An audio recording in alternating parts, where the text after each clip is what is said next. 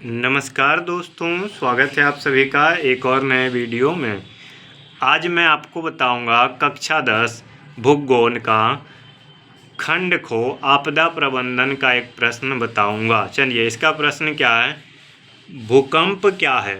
भूकंप क्या है यानी भूकंप किसे कहते हैं। ठीक है, ये आपका एक दीर्घोत्तरीय प्रश्न है। ठीक है, और ये आपका अगर एग्जाम में पूछेगा ना तो 5 नंबर का आता है और काफ़ी महत्वपूर्ण प्रश्न है। भूकंप क्या है, भूकंप किसे कहते हैं, भारत को प्रमुख भूकंप क्षेत्रों में विभाजित करते हुए सभी क्षेत्रों का संक्षिप्त विवरण दीजिए। यानी देखिए, भारत का जो क्षेत्र है ना उनको अलग अलग भूकंप क्षेत्रों में बांटा गया है, जिसमें भूकंप आता है, नहीं आता है, कम आता है, अधिक आता है।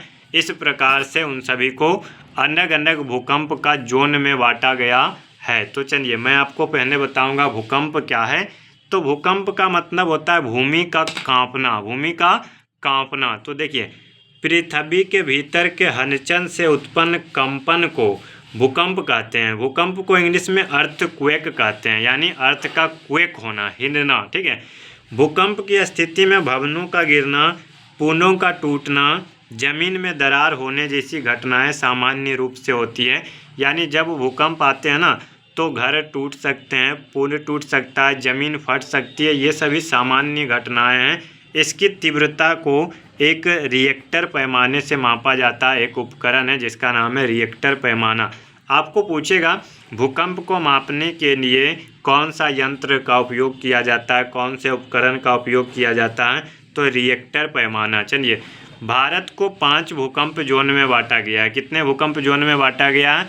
5 जोन में। भारत को अर्थक्वेक का स्पीड के हिसाब से या उसके क्वांटिटी के हिसाब से 5 जोन में बांटा गया। देखिए, जोन नंबर 1, इस जोन में दक्षिणी पठारी क्षेत्र आते हैं, यानी दक्षिण का पठार क्षेत्र आता है जहां भूकंप का खतरा नहीं के बराबर होता है। यानी इसमें भूकंप का खतरा नहीं के बराबर होता है, यानी यहाँ पर भूकंप नहीं आता है। अगर कभी कभार आ भी गया बूंदा भटका तो कोई फर्क नहीं पड़ता है। चलिए, तो ये जोन 1 हो गया। जोन 2, इसके अंतर्गत प्रायद्वीपीय भारत के तटीय मैदानी क्षेत्र आते हैं। इसके अंतर्गत कौन सा क्षेत्र आता है? प्रायद्वीपीय भारत के तटीय मैदानी क्षेत्र आते हैं। चलिए, जोन नंबर 3, इसके अंतर्गत गंगा सिंधु का मैदान, जैसे कि बिहार, यूपी, मध्य प्रदेश, ये सभी का मैदान, राजस्थान और उत्तरी गुजरात के कुछ क्षेत्र आते हैं। ठीक है, तो ये आपका जोन 3 हो गया, जिसमें गंगा सिंधु के मैदान क्षेत्र आते हैं। चलिए, आगे बताऊंगा जोन नंबर 4। देखिए, जोन नंबर 4 में क्या है?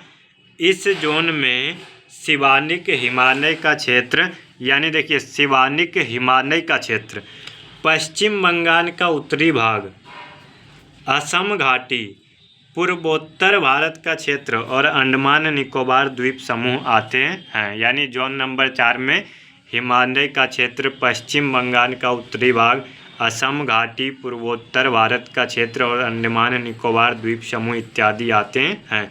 अब देखिए, जोन नंबर 5 है, ये सबसे इम्पोर्टेंट है और इसमें सबसे अधिक भूकंप का खतरा होता है। सबसे अधिक भूकंप इसी जोन में आते हैं। इस जोन के अंतर्गत, यानी इस जोन के अंदर गुजरात का कच्छ प्रदेश, यानी ये गुजरात का कच्छ प्रदेश हो गया, जम्मू कश्मीर आपने नाम सुना होगा, जम्मू कश्मीर जो कि एक समय में राज्य था, अभी केंद्र शासित प्रदेश है, हिमाचल प्रदेश, ठीक है, उत्तराखंड का कुमाऊं पर्वतीय क्षेत्र, यानी उत्तराखंड के क्षेत्र भी आ जाते हैं, सिक्किम में आते हैं, और दार्जिलिंग जो कि पश्चिम बंगाल का पहाड़ी क्षेत्र है, ये आते हैं। इस जोन में भूकंप का खतरा सबसे अधिक है।